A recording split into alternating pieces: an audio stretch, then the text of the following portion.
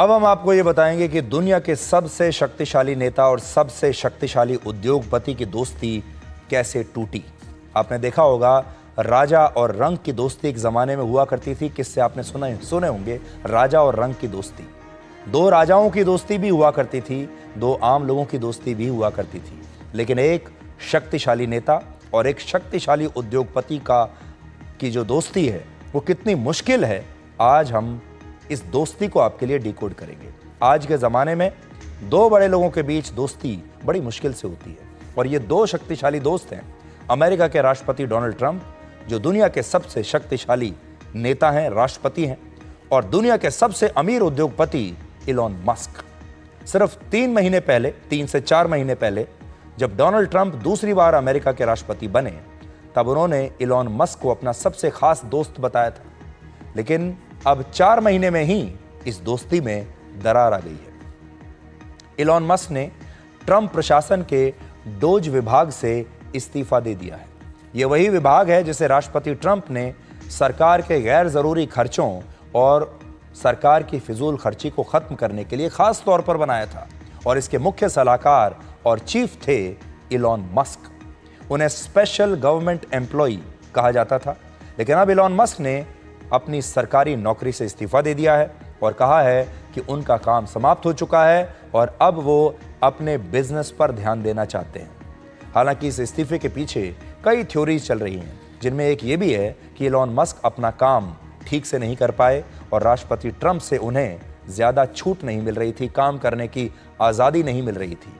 उन्हें अमेरिकी सरकार के खर्च में $2 ट्रिलियन की कमी लानी थी, लेकिन वो सरकार के खर्चों में 1/4 हिस्से को ही कम कर पाए और अपने लक्ष्य को हासिल नहीं कर सके।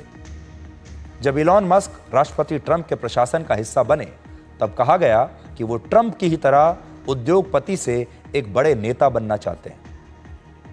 जिस तरह राष्ट्रपति ट्रंप 45,900 करोड़ रुपए की नेटवर्थ के साथ दुनिया के 700वें नंबर के सबसे अमीर उद्योगपति होते हुए राष्ट्रपति बने, ठीक उसी तरह से इलॉन मस्क भी 32,81,000 करोड़ की नेटवर्थ के साथ एक बड़ा नेता बनने का सपना देख रहे थे।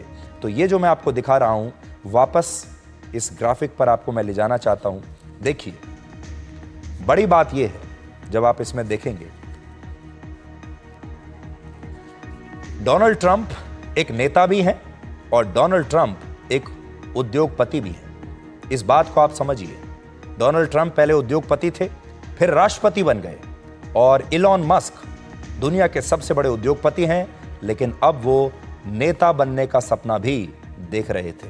तो दोनों में जो फर्क है वो ये है, डोनाल्ड ट्रंप उस चीज को अचीव कर चुके हैं, पा चुके हैं, पहले उद्योगपति फिर राष्ट्रपति।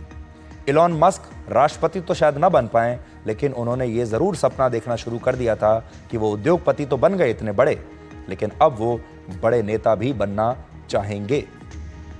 और डोनाल्ड ट्रंप की और इलॉन मस्क की खास बात यह है कि ये दोनों ही उद्योगपति हैं।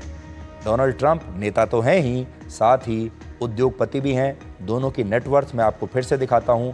आप देखिए, 45,900 करोड़ की नेटवर्थ है डोनाल्ड ट्रंप की, छोटे मोटे उद्योगपति नहीं है। और इलॉन मस्क 32 लाख करोड़ रुपए की नेटवर्थ है आज इलॉन मस्क की। इलॉन मस्क ने कहा है कि वो अब सिर्फ और सिर्फ अपने बिजनेस पर ध्यान देंगे और ट्रंप प्रशासन में अपनी कोई भूमिका नहीं निभाएंगे। हालांकि मस्क के इस इस्तीफे के पीछे एक और वजह बताई जा रही है। हाल ही में राष्ट्रपति ट्रंप ने बजट बिल पेश किया था और इसे वन बिग ब्यूटीफुल बिल बताया था, लेकिन मस्क ने इस बिल का खुलकर विरोध किया था और उनका मानना है कि इससे सरकारी खर्चों में कटौती नहीं होगी, बल्कि घाटा और ज्यादा बढ़ जाएगा। यानी बजट को लेकर दोनों के बीच मतभेद थे और इस बिल के तहत लोगों को इनकम टैक्स में छूट भी मिलेगी, कंपनियों का टैक्स कम होगा, ओवर टाइम के लिए जो इनकम मिलती है उस पर भी टैक्स नहीं देना होगा और सरकार भविष्य में और ज्यादा कर्ज ले पाएगी। और यही कारण है कि इलॉन मस्क कह रहे हैं कि ये बिल ब्यूटीफुल कहीं से नहीं है। और उनका ये भी कहना है कि जब राष्ट्रपति ट्रंप अपने प्रशासन का खर्चा बढ़ाना चाहते हैं तो वो उनसे फिर खर्चों में कटौती करने के लिए क्यों कह रहे हैं। तो मूलभूत सवाल ये है कि राष्ट्रपति ट्रंप तो खर्चे बढ़ाते जा रहे हैं, टैक्स कम करते जा रहे हैं, और इलॉन मस्क से कहते हैं कि आप खर्चे कम करिए, सरकार में जितना खर्चा हो रहा है इसको कम करिए। तो कहां से करेंगे?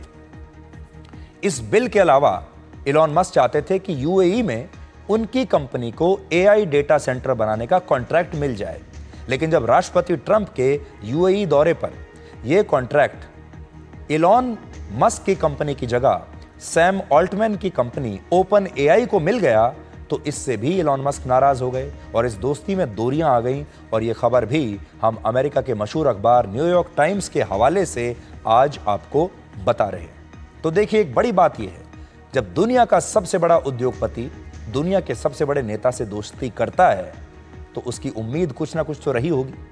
वो कुछ ना कुछ तो बदले में जरूर चाहते होंगे कि इस दोस्ती से इलॉन मस्क को कुछ फायदा होगा। लेकिन दोस्ती से फायदा हो नहीं रहा तो फिर ये दोस्ती किस काम की? क्योंकि कलयुग की दोस्ती तो ऐसी ही होती है, एक हाथ लो एक हाथ दो।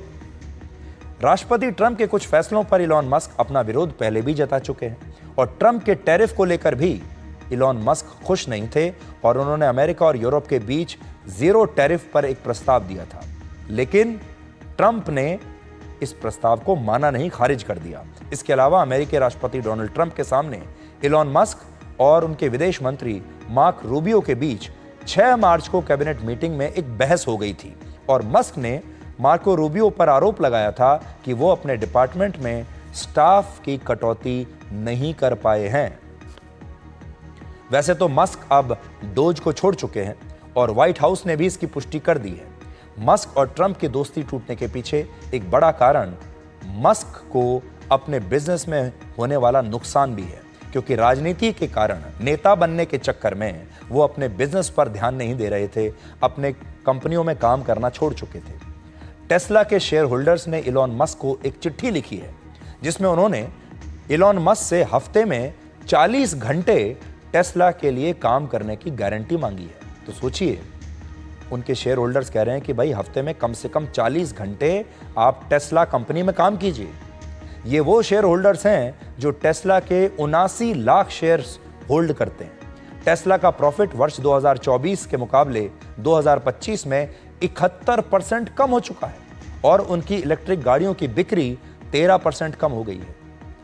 चाहे अमेरिका हो चाहे यूरोप हो, जो टेस्ला कारों की बिक्री है वो लगातार कम हो रही है। यूरोप में तो चाइना की BYD कंपनी ने टेस्ला को बीट कर दिया है। इसके अलावा इलॉन मस्क के स्पेस एक्स का भी एक बड़ा मिशन फेल हो गया है, जब स्टारशिप मेगा रॉकेट की टेस्ट फ्लाइट फेल हो गई और इससे भी इलॉन मस्क को काफी नुकसान हुआ। ये वो उनका स्पेस मिशन है जो फेल हो गया, ये रॉकेट नष्ट हो गया और इसकी वजह से भी इलॉन मस्क को काफी बड़ा झटका लगा है। ये 28 मई की तस्वीरें आपको दिखा रहे हैं जब उनका ये स्पेस मिशन नाकामयाब हुआ। Of developing a reusable launch system that can take humans to the moon. He's unlikely to be daunted by the late. Its last 2 launches ended in huge explosions, scattering debris across the Caribbean. On Tuesday, SpaceX's giant Starship at least did. अगर आप मुझसे पूछेंगे तो इस rocket की तरह Elon Musk का business भी लगातार क्रैश हो रहा है, नीचे आ रहा है, जिसे देखते हुए उन्होंने सरकारी नौकरी छोड़ दी, ट्रंप का साथ छोड़ दिया और अब उन्हें यह समझ में आ गया कि उन्हें अपने काम पर ही ध्यान देना चाहिए, दूसरे काम पर नहीं। तो कलयुग की जो दोस्ती होती हैं वो ऐसी ही होती हैं। 2 शक्तिशाली दोस्त जब मिलते हैं, 2 शक्तिशाली लोग जब एक दूसरे से दोस्ती करते हैं, जब उन्हें एक दूसरे से काम होता है, तो यही होता है। डोनाल्ड ट्रंप को चुनाव प्रचार के लिए इलॉन मस्क की ज़रूरत थी, तब इलॉन मस्क उनके साथ थे, लेकिन इलॉन मस्क बाद में सरकार बनने के बाद उसकी कीमत चाहते थे और वो कीमत जब नहीं मिली तो ये दोस्ती टूट गई। तो ये दोस्ती पर भी एक छोटा सा लाइफ लेसन आपके लिए हो सकता है। अब एक छोटा सा ब्रेक ले लेते हैं और ये कुछ सेकंड का ब्रेक है और फिर जल्दी से आपके पास वापस लौटते हैं।